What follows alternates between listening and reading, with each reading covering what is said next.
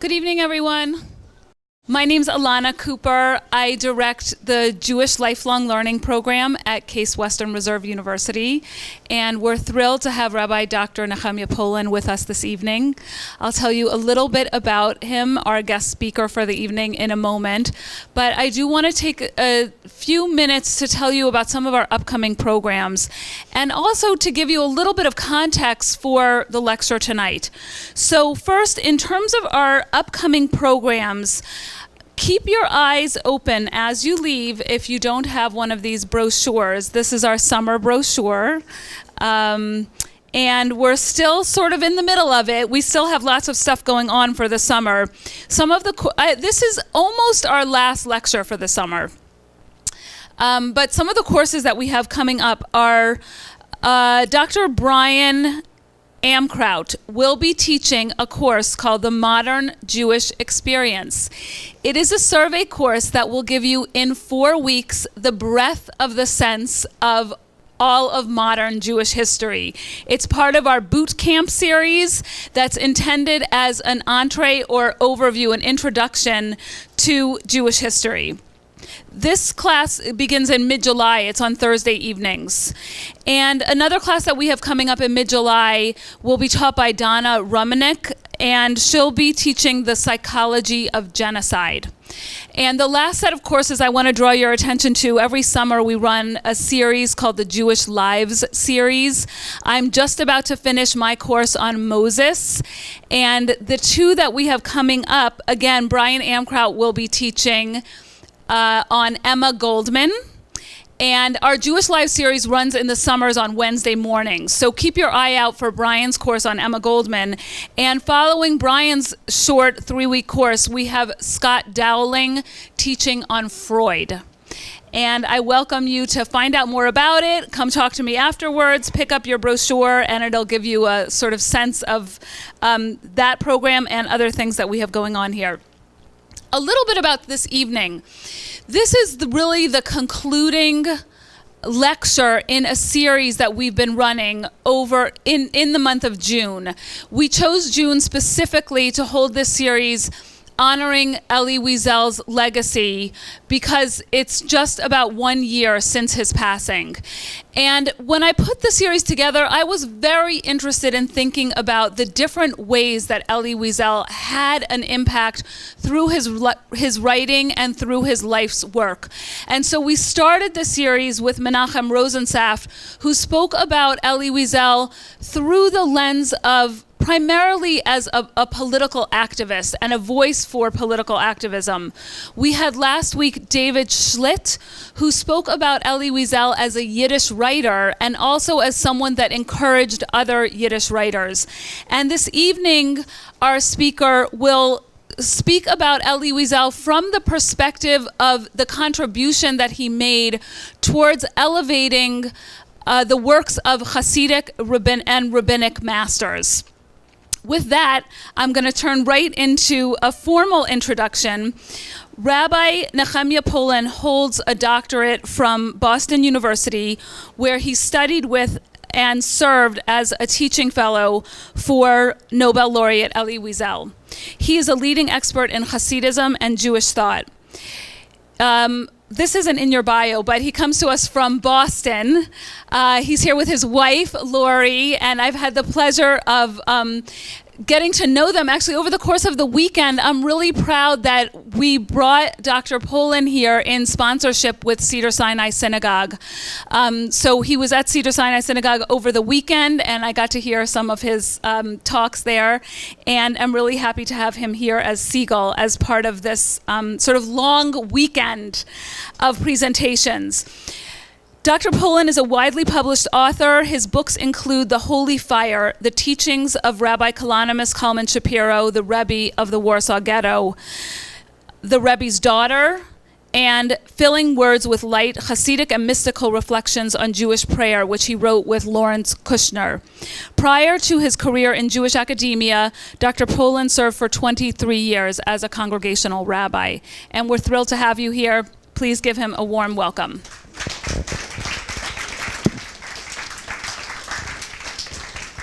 Thank you so much, Dr. Alana Cooper.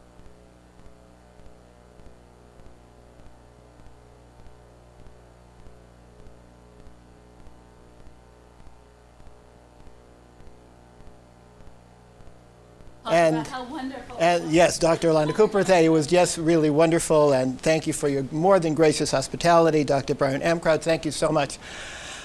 Am I on now? Yes? Okay, much better. Maybe raise it up a little bit higher. All right. Raise it up a little. All right.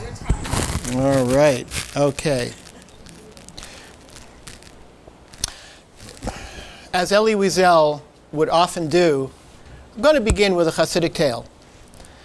But this is a tale that, as far as I know, did not appear in any of his printed publications. Over Shabbat, I talked about Professor Wiesel as a teacher. We're familiar with him as an activist, as a memoirist, as somebody who really brought the Holocaust to the attention of the world and was a voice of conscience and a voice of memory for the survivors. But in Boston, and in New York to some degree, we know him as a great teacher. He taught at Boston University for 3 decades plus, and then other places before and after. And so with the 50 plus works and with the thousands, literally thousands of articles and essays and smaller, shorter publications, on top of all that, he was a great teacher, and much of what he said in class never made it into print, again, so far as I know. So here's a story. It's about the Rizhiner Rebbe, mid-19th century, a great-grandson of one of the founding figures of Hasidism, the Maggid of Mezrich. So the story is that a Hasid, a disciple of the Rizhiner, in order to expand what was already a moderately successful business, needed to make a trip to Paris. Well, then, I don't know about now, but then Paris had a rather murky reputation, at least in the Hasidic world. It was considered by some to be a center of dubious activities, and some would even say a pest house of sin. So the Chassid was very worried about going to Paris, and even more worried about what his Rebbe might say. But a Chassid does not make a move, certainly doesn't make a major move in life and travel without getting the blessing of his Rebbe. So he got his energies together, he got his courage, and he went to the Rizhiner Rebbe, and he said, Rebbe, I need the Rebbe's blessing. You know, you speak to the Rebbe in third person. You never say you. I need the Rebbe's blessing. Yes? My business is, Baruch Hashem, thank God, has been growing due to the grace of God and the Rebbe's blessings. And I now need to go to Paris. And I'm very concerned about my spiritual welfare in that big city and the reputation that it has. So the Rebbe said, wonderful, let's call the Chassid Yankel. Yankel, this is wonderful. This is a great opportunity. I bless you that you will have great business success. And not only that, you will find like-minded people, and you will not succumb to any of the temptations of Paris, and you will be blessed materially and spiritually on your trip. So the Chassid was so relieved, and he's just about to leave and goes out the door. Of course, again, when you're a Chassid, you never turn your back on the Rebbe.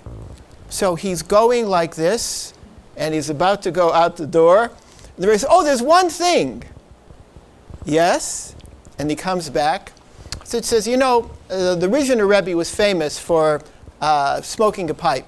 He wasn't the only Hasidic Rebbe, but he had, in those days, it was a mark of nobility and elegance. You smoked a pipe. He says, you know, they have smoke shops in Paris, nothing like what they have here. I mean, they were in Galicia, Ukraine, you know, it was a small town. When you're in Paris, if you could pick me up a nicely carved wooden pipe. And I'll pay you for it, of course. And the Rebbe said, oh, no, Rebbe, it's my honor. It's my honor. It'll be a gift. It'll be my greatest honor to give the Rebbe a gift. So the Chassid goes to Paris, and it's a whirlwind of activity, and he meets suppliers, and he makes new connections, and the business is going great. And he even finds a Hasidic shtibel where you can daven in the Hasidic style, and it's exactly as the Rebbe's blessing was. And he comes back with inventory, he comes back with supplies, he comes back with names and addresses and connections and factoring, and he's already thinking about the profits that he's going to be making. And he hires a carriage to take him back. And he's maybe, 5 kilometers outside of Rizhin. And he says, oy vey, how could I have forgotten? I was so busy in Paris. I forgot about the pipe. The Rebbe asked me, he only asked me for one thing. The Rebbe asked me for a pipe. So he tells the driver, he says, stop the carriage, we can't go home. The driver looks at him and says, why? Well, we're almost home. Don't you want to see your wife, your children? He says, yes, of course, but the Rebbe said, you know what, go to the nearest big town, go back. I don't care, 10, 20, 30 kilometers, I don't care how far it is. Go to the nearest big town. I mean, obviously not all the way to Paris, which is hundreds of miles away, but go to a big town where they have a smoke shop. I need to buy a pipe. So the driver turns around and, I don't know exactly, but he goes, let's say, an hour or so, finds a town that has a smoke shop, and goes in and says, give me the best wooden pipe you have. So the owner says, fine. And Chassid looks at it and says, please gift wrap it. Okay? So the Chassid comes back, and again, if you're a Chassid, you go gesegenzach. You say goodbye, you say hello to the Rebbe, even before you go home. So he goes to the Rizhiner Rebbe, and he says, Rebbe, it was exactly as the Rebbe said. I was blessed every step. It was like I had angels marking the steps towards my success. And the business was great. And spiritually, it was also fine. I found a synagogue where I could daven in the Hasidic style, and it was wonderful. And I came back. And then he reaches into his pocket, and he says, and I even bought a pipe. Notice he didn't exactly say an untruth, right? He didn't say he bought the pipe in Paris. He says, I even have, and it's my honor to present the Rebbe with a gift. It's a beautiful, beautiful pipe. The Rebbe opens and he looks at the pipe. And the Rebbe says, Yankel, I'd like you to sit down. Now Yankel knows that he's in trouble.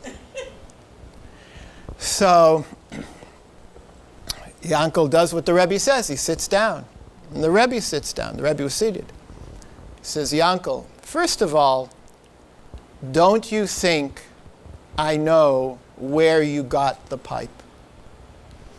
If you're Hasidic, he doesn't say it, but of course a Rebbe is not a Rebbe unless you have clairvoyance. Right? The Rebbe said, Yankel, don't you think I know where you got the pipe? That's first of all. But second of all, do you think I really needed a pipe? I have lots of pipes. I didn't really need one. What I wanted was that when you would be in Paris, I wanted you to remember that you had a Rebbe back in Rizhin.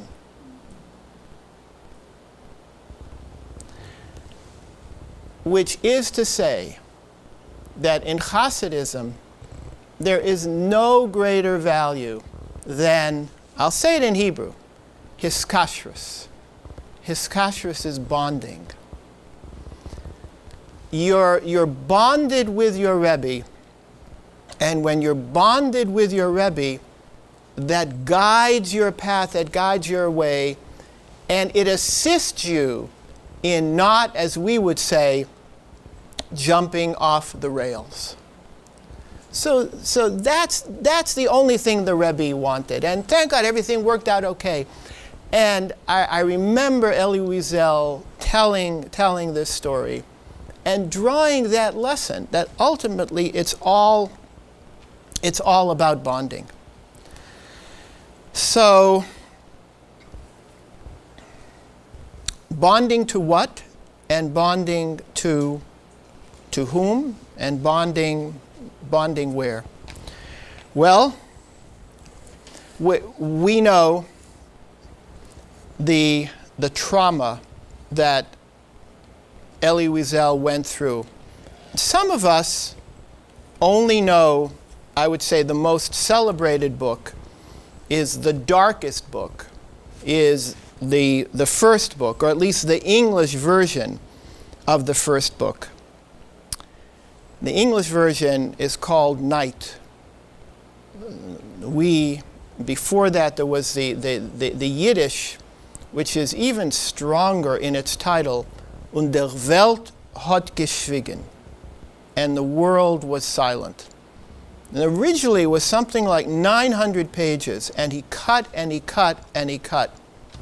And I think the title and the register was toned down from the Yiddish to the French and the French to the English.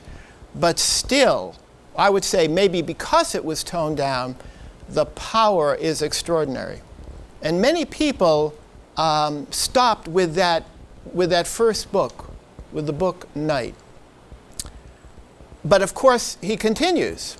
And then there's a book about the Yishuv, what was then called Palestine, and later the State of Israel. And then there was a book called Dawn, a book called The Accident, and so on, fiction. And then there was a stream of non-fiction books associated with the lectures that he gave, first at the 92nd Street Y, an institution probably not unlike this one that we are in right now. That is to say, it's all about high-level learning for adults, but not necessarily for credit. So he gave lectures there, many hundreds, and then when he was brought to Boston University by the late John Silber, the president of BU, at the time, he was there for 3 decades, he gave 3 or 4 lectures. In addition to the 4 credit courses, he gave several lectures every fall that were attended, and I do not exaggerate, by thousands of people. Attendance was free, but you had to get a ticket ahead of time. And I remember being in his assistant's office and people coming and calling and begging to get tickets because it was already sold out. So he did that for many, many years. And the topic was, in general, not the topic of that first very dark and heart-wrenching book. He began a series of biblical portraits, Adam and Eve and Abraham and Sarah, and then Isaac and Ishmael, going all the way to Job. And everything was inflected, of course, by his experiences. That is to say, he saw Job as a kindred spirit. He understood what Job had gone through. And he understood the railing against God, and he understood the questioning against God. But he noted that the questioning was always within the circle of dialogue with God. It was never outside. That was a key distinction that Elie Wiesel always made. You can rail, you can raise your fist against heaven, you can ask any question you want, but it has to be within the domain of dialogue. So he had this extraordinary series of biblical portraits, and then he went to the Talmudic period, to all the great Talmudic rabbis, the Tanaim and Amoraim, and I'm going to focus a little later on one specifically, the Rabbi Akiva one, which was again very meaningful to him in particular, just as he focused on Abraham, Isaac, the Akedah, the binding of Isaac, we understand why the relationship between father and son, the questions that could not be answered, the silences that were so meaningful and so puzzling. Rabbi Akiva was the most luminous figure in the Mishnaic tradition. Really, most people would say the central figure of the Tannaitic period, of that early period of the rabbinic movement, and he died a martyr's death. He died in a horrible way in the hands of the Romans, at the hands of the Romans. And so Elie Wiesel gave lectures. In particular, I recall the lecture on Rabbi Akiva. And then the book Souls on Fire came out. I have my paperback copy. All of these copies are sort of falling apart because they get frequently used. The vivid portraits of the Hasidic masters that again derived from lectures that he gave and courses which Elie Wiesel gave. So that is a completely different discourse. In French, this series of lectures that eventually wound up as books was, well, I'll give you the French titles. It doesn't really need an a translation. The biblical portraits were called, in English, the title is Messengers of God. In French, it came out first, right? As some of you may know, most of the translations were done by his wife, Marion. But in French, the title of the biblical portraits was Célébration biblique. Célébration, biblical celebration. And the Talmudic portraits was Célébration talmudique. And in English, the Hasidic portraits are called Souls on Fire. But in French, it was called Célébration Hasidique. So the point is that he had found some way not to give answers. He would always say there are no answers to what happened at that time and at that place. Answers, but questions, yes. And without answers, our task and our mandate is to move forward and to rebuild our lives and to give comfort and consolation to people and to revive the heritage that was destroyed.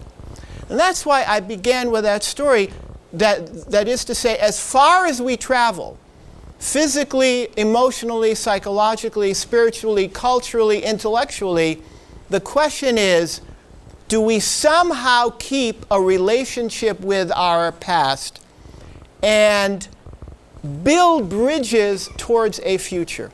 Because if we gesture to the past in respect and with understanding of its wisdom, then we will be able to have hope for the future. One of the series of lectures that he gave, again, I don't know if this ever went into a book, but this was in my library. Actually, this not so far from here geographically, Hebrew Union College.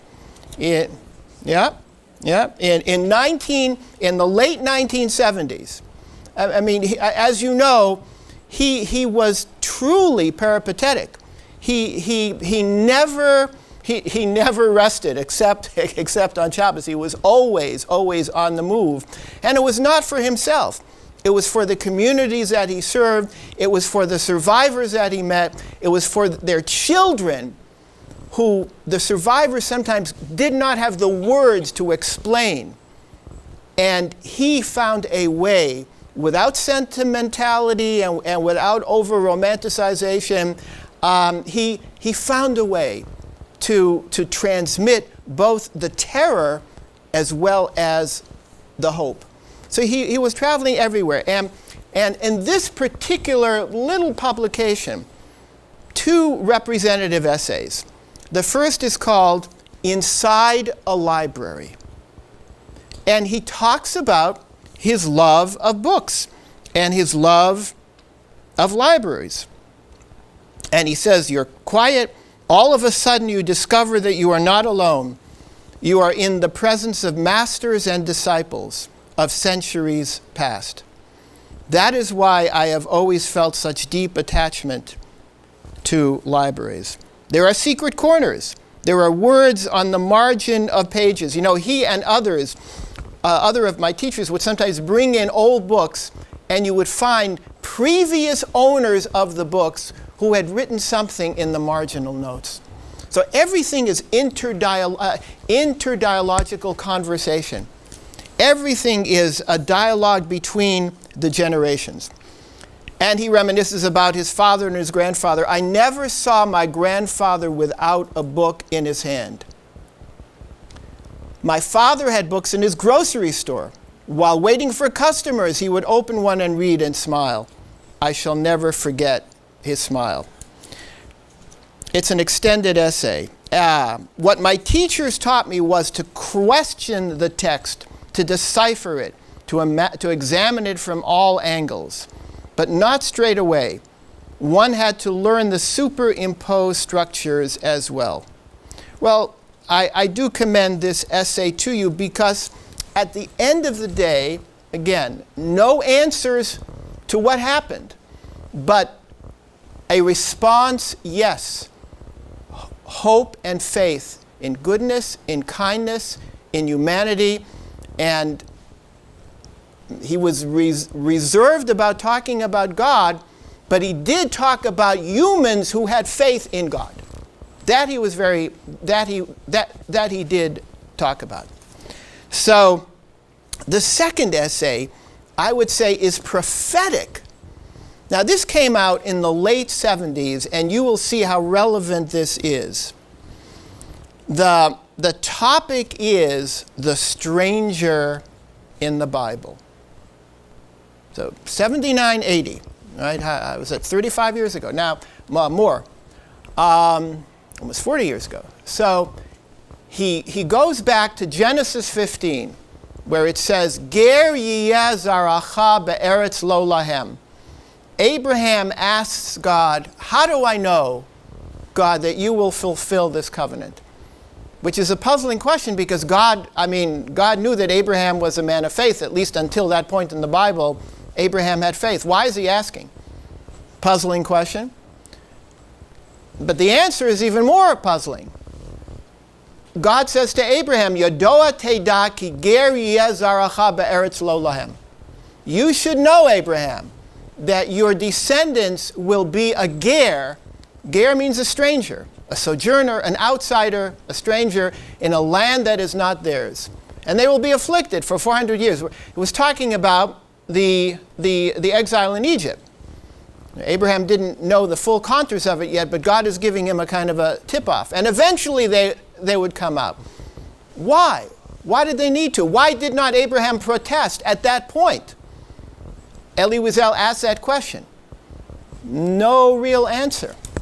But he does say the following, that the Hebrew word ger is stranger and outsider, but there's another word that has a sharper edge, and that word is zar. Zar is a stranger that is somehow unassimilated in a place where they don't belong. The ger is the outsider, but in Judaism, the value is that we acknowledge and respect and honor and embrace the outsider because we know that we were strangers once in the land of Egypt. And this is what he says.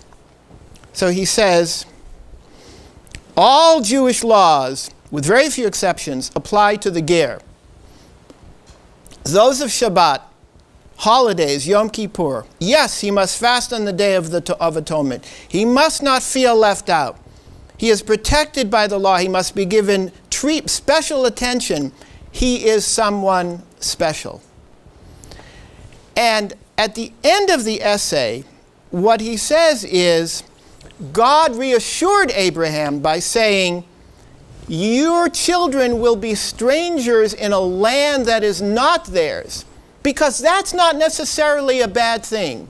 If we learn to embrace and accept and honor the stranger and bring them in, not necessarily remake them in our image. We're not talking about assimilation. We have to honor their own culture. But respect and honoring That's wonderful. So that didn't shake Abraham, because God said they will be strangers in a land that is not theirs. But Elie Wiesel says, and this is a moment of brilliance, and he said this in class. He said, you know what's worse than being a stranger in a land that is not yours, which is really no problem with that? It's being a stranger to yourself. It's being a stranger in your own land. And God was promising him that he would never be a stranger in his own land. He would never be uncomfortable, as we say, in his own skin. That is to say, as long as we know who we are, then we can bring ourselves to any land, to any place, and to any time, and we can find a home, and we can thrive and even flourish. We honor the outsider, and we hope that in times and places where we wander into other locations, then we will be honored as well. Let me just read to you the very last line of this pamphlet. It is up to us to be true to ourselves, meaning to live our own life and share it, to assume our truth and our fervor and share it. And then one day we could all gather around one who has not come as yet, but who will come. And he's referring, or he's alluding to, the Messianic era, when we will all be one and all be one people, and peace will finally come on earth. So that's what I would say. This is a prophetic essay which he gave initially orally and then wrote in the late 1970s, published in 1980. Well, where did he get the strength to move from night to today? That is to say, what I've been suggesting is that if you only read the first book, you only get one side of the trajectory of Elie Wiesel, and that the lion's share of his life and his teaching and his work and his aspiration and his vision and his expectation and his blessing and his legacy are what came after. The books that are called, again in French, think of it, célébration. So the celebration, where does that celebration come from? So I identified 3 teachers who were crucial in Elie Wiesel's post-war development, and I would say finding himself in that amazing turn of phrase where he says, if you're a stranger in a strange land, that's not so bad. But to be a stranger to yourself, that's really the problem. So where did he come to reconstruct his own sense of self after the complete devastation? Remember, he winds up in Paris still as a teenager, still as a child, no family, knowing nobody. He didn't know the language. There's so much to admire about Elie Wiesel. I admire the linguistic skills. A Hasidic kid, remember, a Hasidic kid who was isolated from the Western world, grows up in a part, Siegal, where it's really Romania, Hungarian. Okay, he spoke Yiddish as his first language. He knew Biblical Hebrew, but Biblical Hebrew is not even modern Hebrew. He had probably never heard a syllable of French in his life, and he winds up as an orphan in Paris, and somehow, I don't know, a few months, he's somehow speaking French, and then he's talking to philosophers, he's going to the Sorbonne, and suddenly he's writing in French. And then he learns not Biblical Hebrew, of course, which he knew, but modern Hebrew in Palestine, Israel, and then he spoke English better than anyone in the class. He did.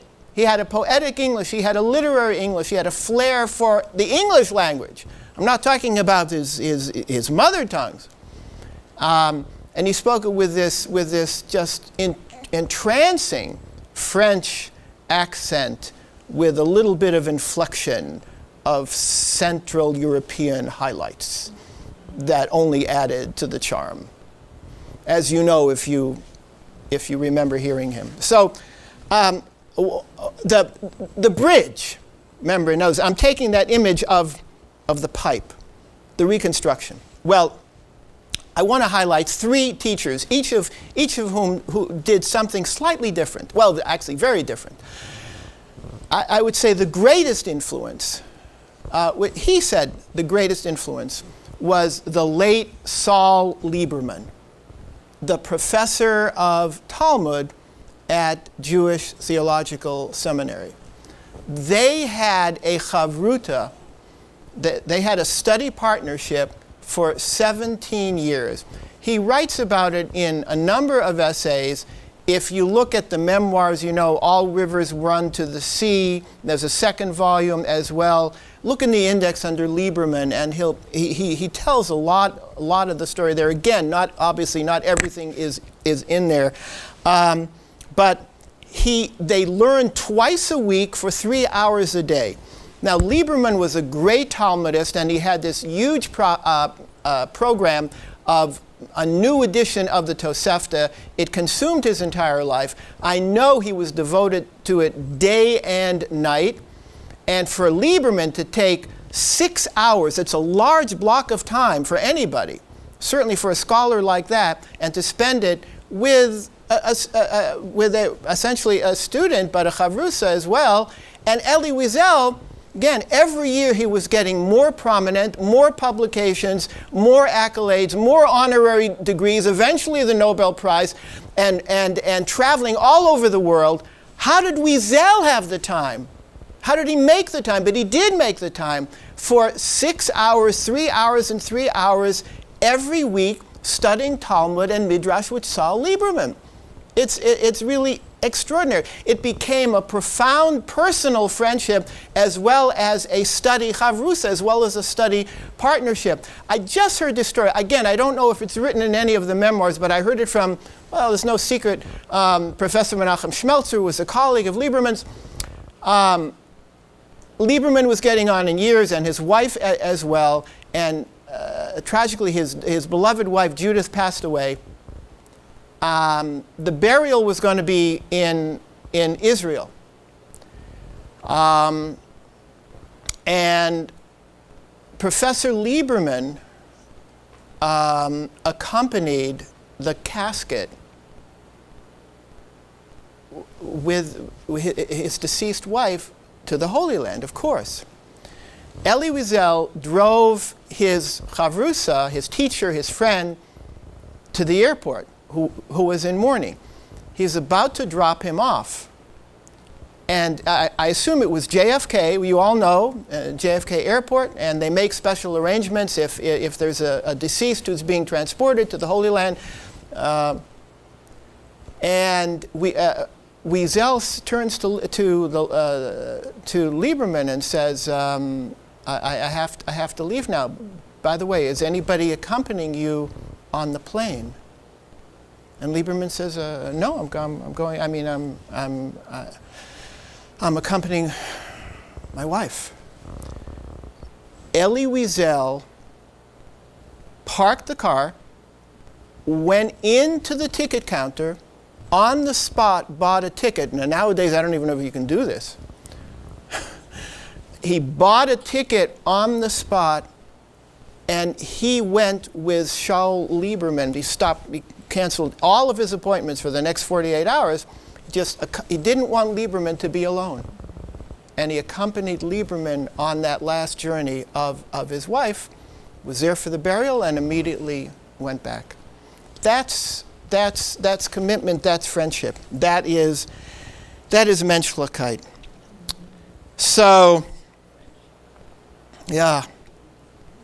So there's a passage in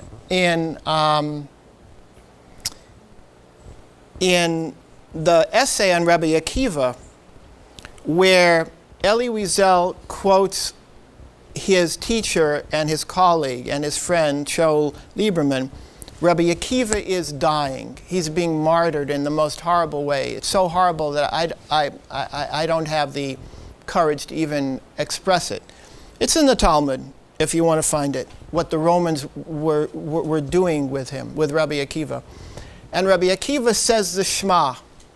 Shema Yisrael Adonai Eloheinu Adonai Echad. And the students wonder how in his agony can he say the Shema.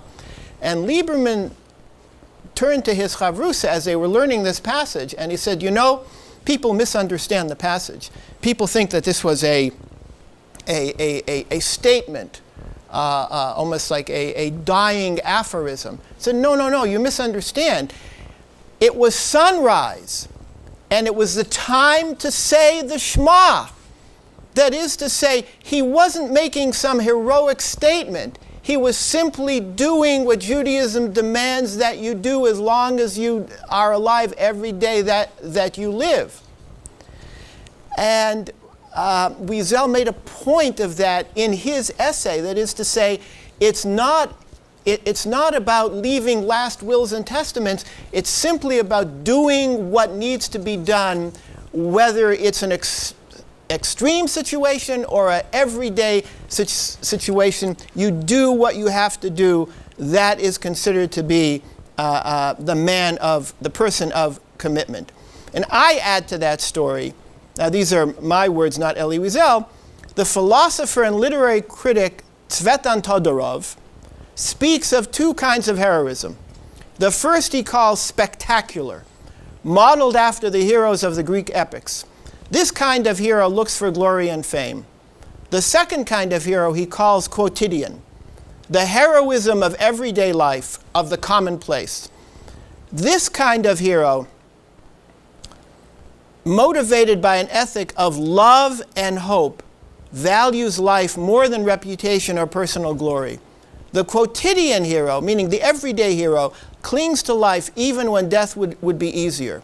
He or she is willing to struggle in impossible conditions, temporarily surrendering dignity for the overarching purpose of saving lives and nurturing those values which impart meaning to existence. So in other words, Lieberman was framing Rabbi Akiva's death not as Greek heroism, but as quotidian. That is to say, everyday life has its demands, because they knew that in the ghettos and in the concentration camps, just to survive was an act of resistance. And every act of nobility and moral rectitude and friendship and solidarity was the ultimate resistance against those who wanted to take dignity and life away from the Jewish people. So that's some of the relationship between Lieberman and Elie Wiesel. And Wiesel would often say that he would not have been able to write any of the books that he wrote if not for the friendship of Lieberman and for the deep Talmudic wellsprings that Lieberman was able to nurture and cultivate with him in their chavrusa, and that they grew together over so many years.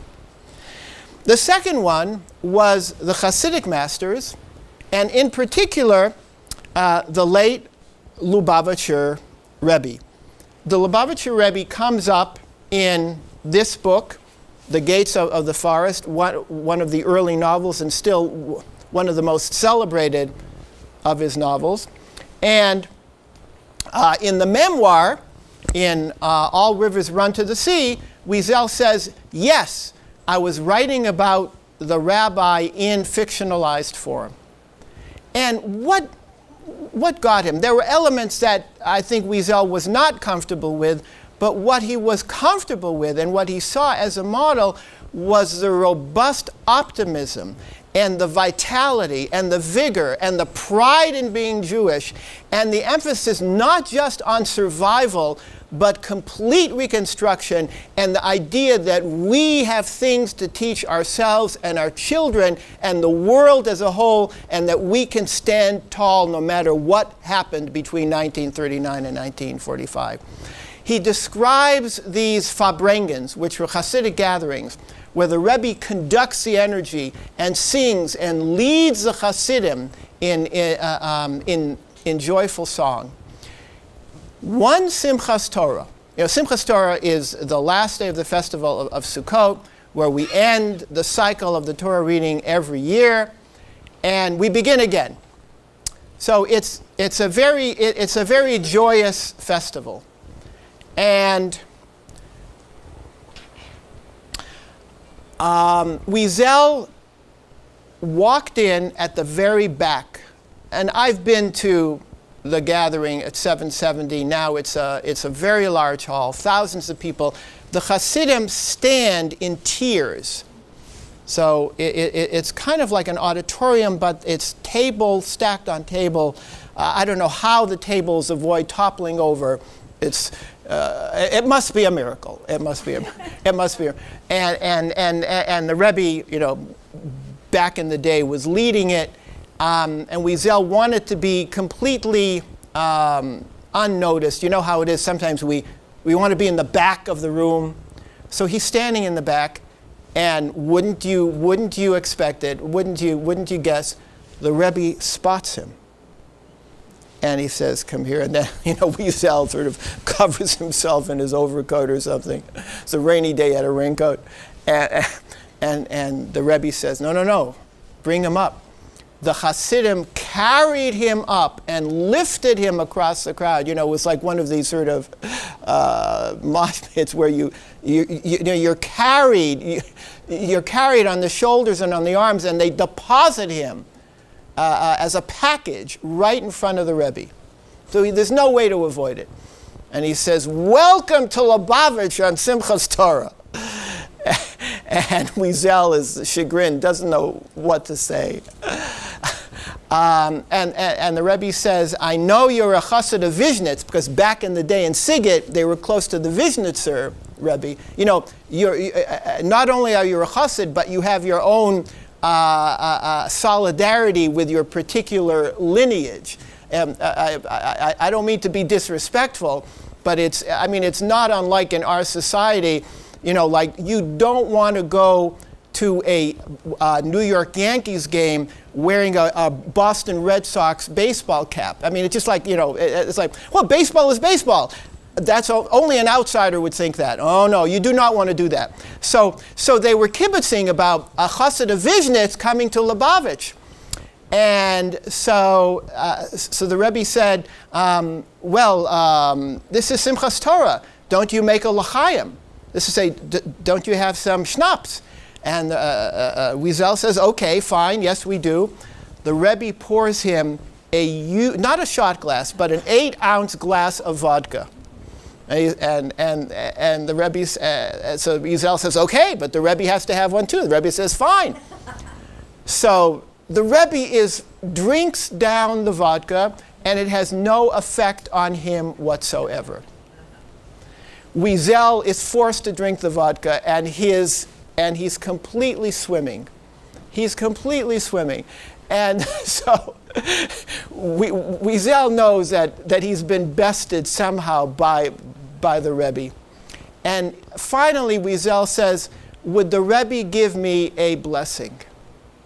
And the Rebbe says, sure. And the Rebbe's blessing was very short and very simple. He says, I bless you with new beginnings. And that was it. And Wiesel writes about this. Again, you'll find this in the memoirs. You check it out in the index. You'll find it in the memoirs. It was as you would expect, very, very wise. Because first of all, it was Simchas Torah. That's the time when we begin the Torah again. Secondly, the whole project of Elie Wiesel in the latter part of his life, as we've been saying, was how to make a new beginning. You know that, and again, this is no secret, it's in the memoir, he didn't want to get married. And Lieberman was finally officiated at his wedding. And then when he was married, he didn't want to have a child. And finally he had a child. And it was all because of his mentors that encouraged him. That said, you must, without in any way being disrespectful to the dead, without in any way departing from them in your mind and your heart and your spirit, you must honor life by moving forward. So eventually he did get married, and he writes about his struggle with that. And he did have a child, Elisha, who was this very, very fine young man. I confess I never met him until the Shiva. until the memorial period. He's a very, very fine and articulate and intelligent young man, as you would expect, in his own right. In any event, so that's new beginnings. That's what the Rebbe was blessing him with. Very powerful. But there's one more thing that Wiesel says that I wouldn't have known, and the question is, how did the Lubavitcher Rebbe know? By accident, and I put it in scare quotes, because, as you know, if you're a real chassid, nothing is an accident, right? By accident, or by coincidence, Elie Wiesel's birthday is Simchas Torah. So, did the Rebbe know? How did the Rebbe know? So, when he blessed him with new beginnings, it was profoundly meaningful in a multi-dimensional, resonant way. So, that is the second of the teachers. The third teacher, I'm going to have to be brief, and I'm sort of, as you see, I'm sort of leaving my prepared remarks behind because I want to make sure that we have time for questions. And 5 more minutes or so, is that okay? Yes. Oh, okay, great. So was the most enigmatic of all, the earliest one. I mean the earliest one after the war. So of course he had teachers when he was a child. Very, very important. His mother, his father as well. But his father was more a man of the world. His mother was this very, very pious Hasidic woman. I have to tell you a story. Again, I don't know if this is in any of the books, but before I get to the story that I want to tell you, which is that many, many years later, Elie Wiesel learned that when he was a child, didn't even remember it, maybe 4 or 5, 6 years old, his mother took him to the Vizhnitzer Rebbe. I mentioned the Vizhnitzer Rebbe, and asked the Rebbe for a blessing. And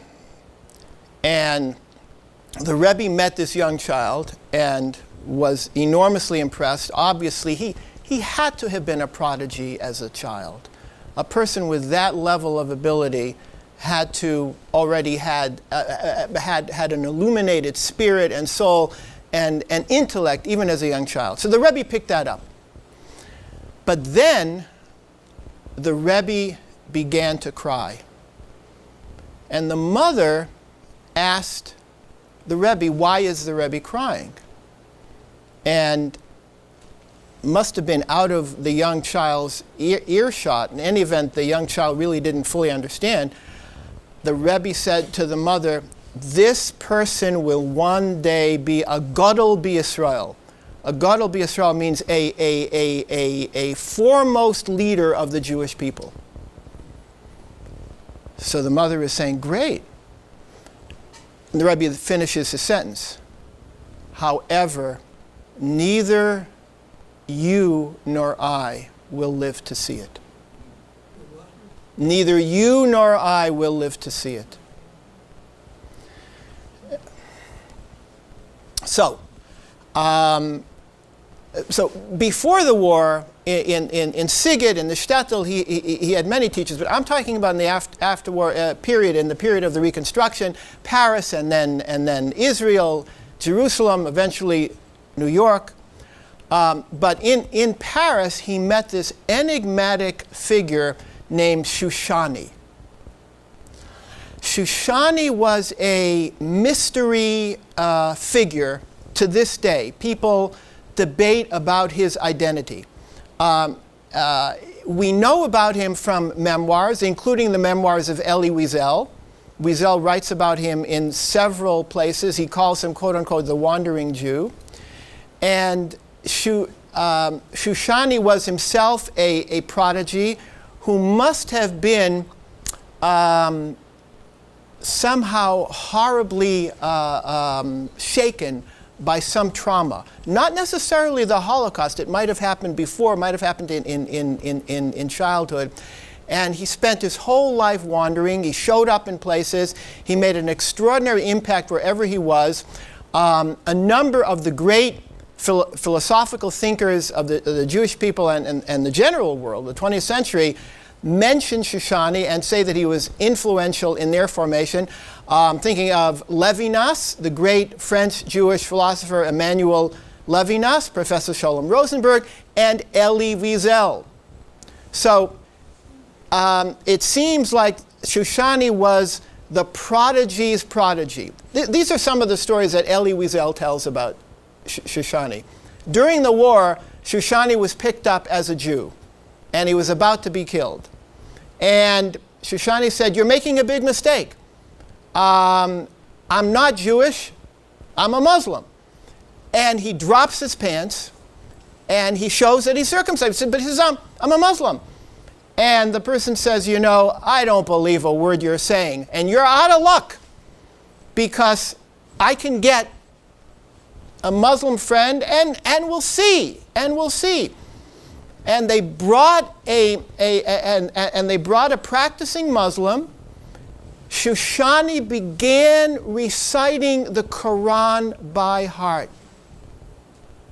And the Muslim said, I've never seen anything like this. He doesn't look like, he looks like an Eastern European Jew, but he's chanting the Quran like one of us, and they had to let him go.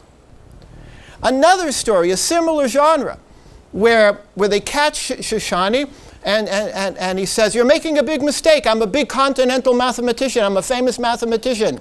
I look like an Eastern European Yid, but I'm a great mathematician."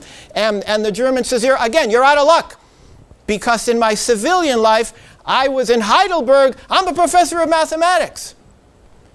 So Shoshani says, "All right, let's have a little contest. You give me a mathematical puzzle, and I'll give you a mathematical puzzle, and we'll see who can solve whose puzzle first." And of course, Shoshani just overwhelms the other person. He says, "Okay, I have to let you go."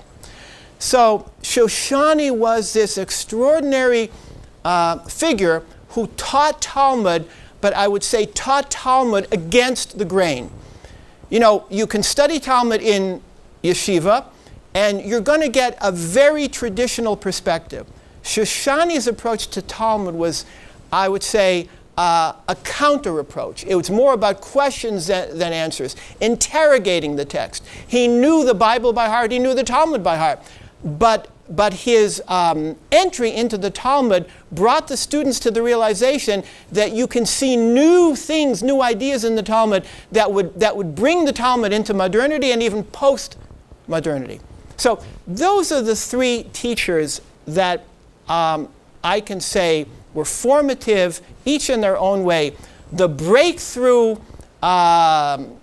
prodigious learning, but breaking through all paradigms of Shoshani, the intensity and the dynamism and the faith and the hope in the new beginning of the Lubavitcher Rebbe, and the deep devotion to ongoing learning twice a week over 17 years, being immersed in Talmud, which enabled Wiesel to write with authority and with depth and with comprehension about the biblical, rabbinic, medieval, he wrote a book on Rashi, medieval, Hasidic, and modern Jewish condition. So I began with this story, and I will end with a story as well. And this is a story that, again, I heard in the classroom. Story is, it's a Baal Shem Tov story. Baal Shem Tov used to tell Hasidic stories. The Baal Shem Tov was the founder of Hasidism. He died in 1760. And I mean, as a critical scholar, I would say many of these stories are very late and may not have much to do with the historical Baal Shem Tov. But as you know, great figures have legends that collect around them. Right? Not all stories about George Washington and Benjamin Franklin are true, right? Although they were great figures. There was a Baal Shem Tov, but in any event. So here's the story. The story is that there was a Poritz. A Poritz is a landowner who, a person of the nobility, really not part of the Jewish community, who, for whatever reason, was passionate about Jewish stories, and in particular gave rubles, which was a lot of money in those days, for stories about the Baal Shem Tov that he had never heard. And one day, an itinerant storyteller comes in and says, I was a disciple of the Baal Shem Tov. I used to go to his Malava Malkas. The Malava Malkas are Saturday night gatherings celebrating the after Shabbat experience. And I know a lot of Baal Shem Tov stories. And the wealthy man says, okay, I'll pay you, but I'll pay you triple for a story that I've never heard before. So the man racks his brain and he tells one story. He says, okay, I'll give you a couple of those lattes, but I heard that one before. Another one, I heard that one before. Another, I heard that one before. And he's about to leave. And finally, he says, I remember, I don't know how this is flashing back, but I just remember something strange happened one Saturday night, one post-Shabbos at a Malava Malka. A chassid barges in the door, and the Baal Shem Tov is there with the disciples, and he's weeping. And he says, Rebbe, help me, Rebbe, help me. My son, my dear devoted son, has broken my heart by converting out, by leaving the Jewish faith.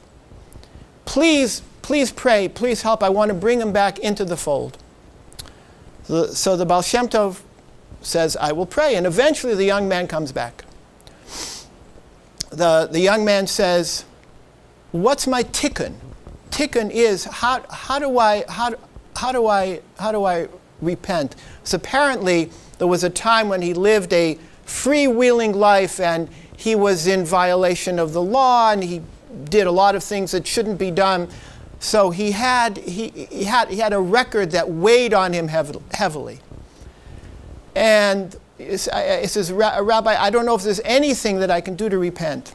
And the Baal Shem Tov says, I will tell you what your path is going to be. You must live a life of isolation outside the Jewish community. Until now, in those days especially, you were deeply, deeply embedded in the community. You must live outside the community. And you must have no social relations. Secretly, you will be helping people. Secretly, you will be doing mitzvahs. You will be doing good deeds. You will be doing deeds of charity. Thursday night, I want you secretly to deposit money on people's doorsteps so that they will have Shabbos. But you must disappear before anybody sees that you're doing it. People must consider you an absolute outsider and a stranger. Again, the theme of the stranger. You must live as a paretz outside of the community for years, maybe for decades, until the time when you have worked through and you have really been able to transcend what you did during that period of darkness. And the man said that really is a difficult path.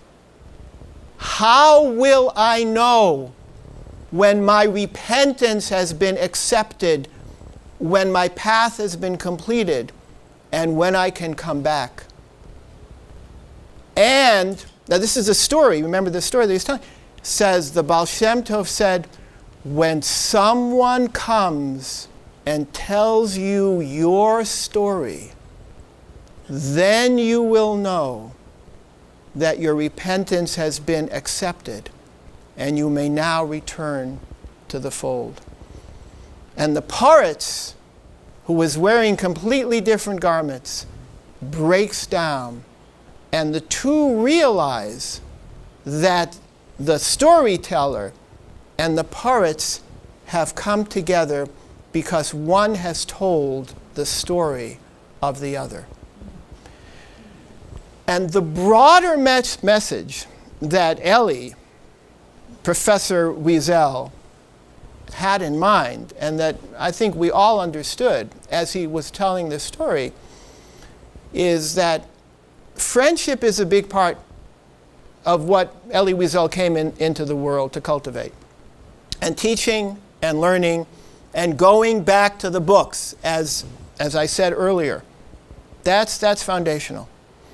But there's one other aspect, that in our fragmented world, in our world of chaos and destruction and hatred, and also of love and hope and friendship and devotion and groundless love, right? We all know about groundless hate, but there's groundless love. The confusing, buzzing unclarity of the world. In that world, redemption can come when we discover, again, our own skin, when we discover who we are. But the key is, the real key is, that the pieces of the puzzle are not just with us. Someone else has the key to my story, and I have the key to their story.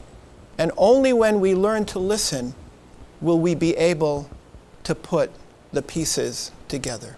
Thank you.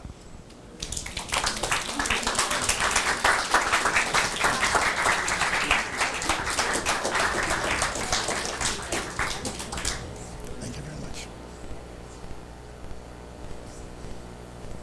Thank you. Thank you so much. I'm going to take questions. Comments. Sure. Yeah. Hi, quick question. The story you told about the Simchas Torah. So, what year was that? Did I miss that? I didn't give the year. I mean, I'm sure in the memoir he tells us, but I think it would have been in the early 80s. Yeah.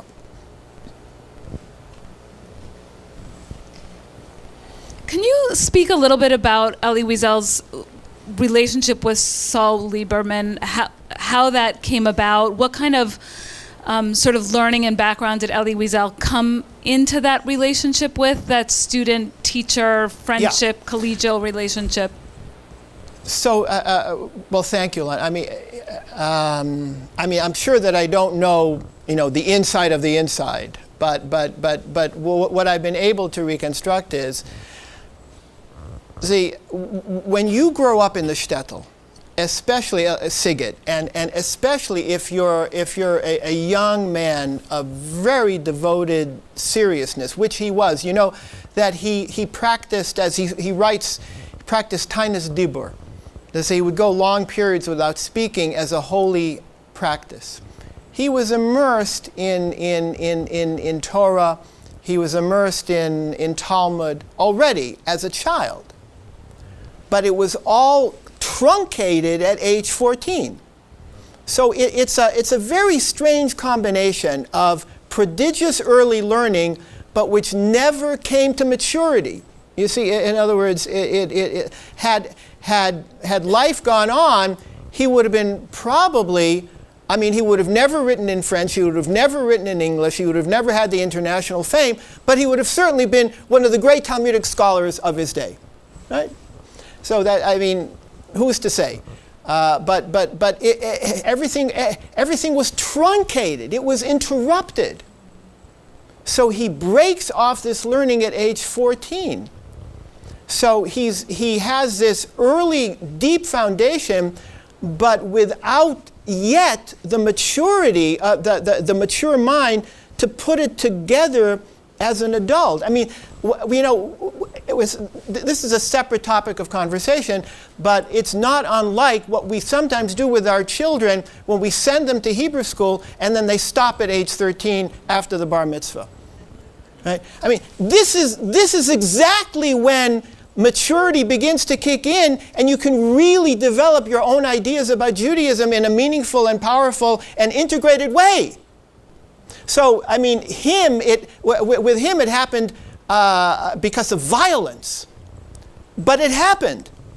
And so that's the narrative that I see. He could have left everything entirely, and he could have said, I don't believe in the tradition, I don't believe in history, I don't believe in this whole thing, and I'm going to become, a French poet, a French intellectual. He was reading Camus, he was reading Sartre. He could have gone in a completely secular direction, but he didn't. And he began the process of reconstructing himself and his life, and not just economically, which everybody has to survive. He became a correspondent for Yediot Achronot, because you can't make life as a poet really. But his mind and his heart and his spirit are furiously trying to pick up the pieces that were brutally stopped at age 14. So he does this with Shoshani, he does this with the Rebbe, and perhaps more than anybody, he does it with Lieberman. Lieberman obviously saw a truly gifted young writer. He was already somewhat noted as a writer. Night had already come out. A few of the early novels had already come out. The Town Beyond the Wall, The Gates of the Forest. Many of the books were still yet to come, but he was already a prominent person. And just meeting him, you could see that he was an individual of extreme giftedness and stature. So Lieberman took him on. And they developed this chavrusa. What Wiesel got out of it was clear. He was studying with one of the great Talmudists of the day. Now, he spent time with Heschel as well. Remember, at Jewish Theological Seminary, it was Abraham Joshua Heschel. But Wiesel mentions Lieberman much more than Heschel. Not that he didn't revere Heschel, but what I would say, and Wiesel didn't say this, so this is I'm now going out on a limb. I would say Heschel didn't give him as much as Lieberman because Wiesel already had the depth of Hasidism. I mean, Heschel was a true scion of a noble and noted Hasidic lineage. He was a towering scholar in his own right. But in terms of what he could bestow to Elie Wiesel, Lieberman was able to give him more in terms of the Talmudic scholarship. So that's why they became fast friends. Now, what did Lieberman get out of it? That's the other side of it. Well, he had the pleasure of learning with this gifted writer. But I would say there's something else. Lieberman never left the Dalet Amos of the Beis HaMedrash. That is to say, Lieberman wrote scholarly works for scholars. I don't think he ever wrote a popular work. That's not what he wanted to do. So Lieberman would go to Wiesel's lectures at the 92nd Street Y, and he would tell Wiesel afterwards, I learned a lot from your lecture. And Wiesel said, how is that possible? He said, no, I learned. Maybe what he learned was a gift of exposition to a wider audience. So it was mutual, that as any good chavrusa, there has to be mutuality. With Lieberman, it was the totality of knowledge of the Talmudic tradition, plus he knew the Greco-Roman world backwards and forwards. And with Elie Wiesel, it was the absolute gracious gift of being able to take the knowledge and to bring it to a wider world and to translate it, and I don't only mean in terms of language, although that as well, but translate it culturally and intellectually so that it would be meaningful and powerful and comprehensible to a much wider audience. Yes? I'm going to come over. 1 second.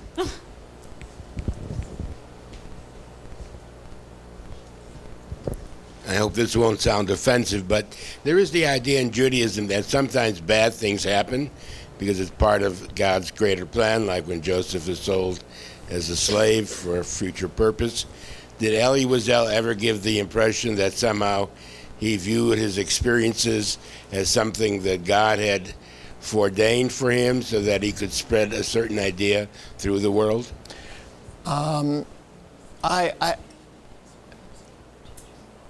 I would say, yeah. I mean, the short answer is no. But which is to say that I think he would have resisted, and he did resist, any causal chain. It's way too much of a burden on the people living in Israel to say that, the Holocaust allowed the creation of the state of Israel. He never said that, and I don't think it's historically true either. And he would not make that kind of a causal connection. And at the end of the day, I'm sure to his very last breath, he was thinking about the death of his father and the death of his mother and the death of his sister, I mean, nothing could ever make up for that. But there is truth that there was a new birth that happened. I just don't want to say that one somehow compensates for the other. That he would never say, and I would never say.